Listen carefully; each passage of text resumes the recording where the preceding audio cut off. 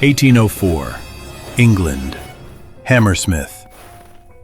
It began in December, under a shroud of thick winter fog. In the quiet London district of Hammersmith, people whispered about a ghost stalking the lanes.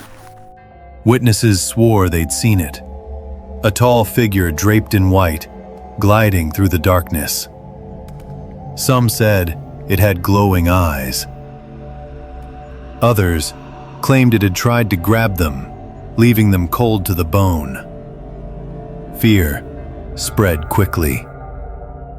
The apparition was blamed for fainting fits, for sudden illnesses, even for the death of a pregnant woman said to have been frightened into shock.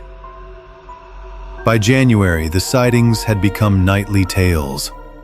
Groups of locals began patrolling after dark, armed with clubs and pistols, determined to confront the phantom. Among them was Francis Smith, an excise officer. He had heard enough stories about how the ghost leapt from behind gravestones, how it choked those who came too close, that he no longer doubted it was real. On the night of January 3rd, 1804, he set out with a shotgun, determined to rid Hammersmith of its terror. The fog lay low over the road when Smith saw movement ahead, a white figure emerging from the shadows. Heart racing, he called out, demanding the specter identify itself. The figure advanced. Without waiting for a reply, Smith raised his gun and fired. The shot echoed through the narrow lane, scattering birds into the night. The white figure collapsed instantly. It was not a ghost. It was Thomas Millwood, a bricklayer on his way home. He wore the same white linen trousers, waistcoat, and apron he worked in, clothing that gleamed pale in the moonlight.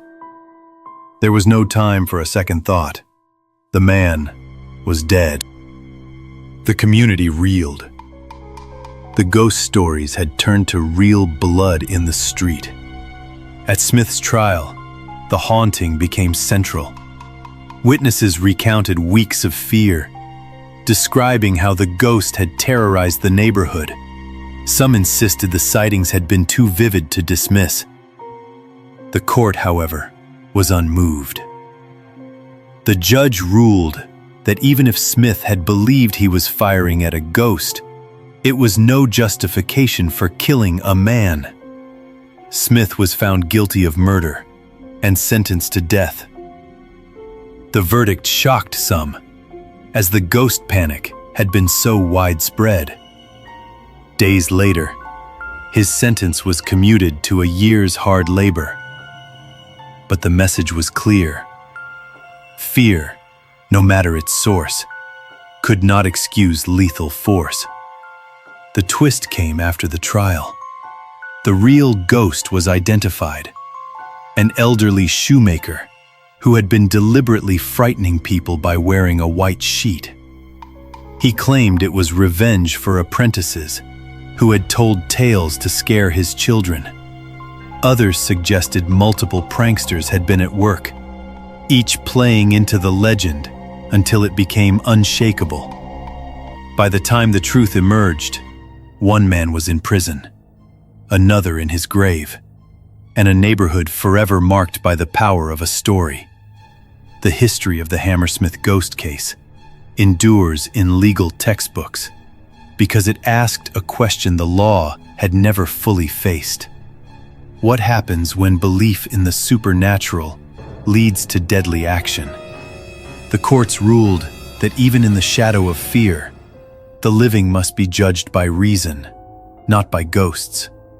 Yet the case remains a reminder of how quickly a haunting, real or imagined, can step out of folklore and into the courtroom, leaving tragedy in its wake.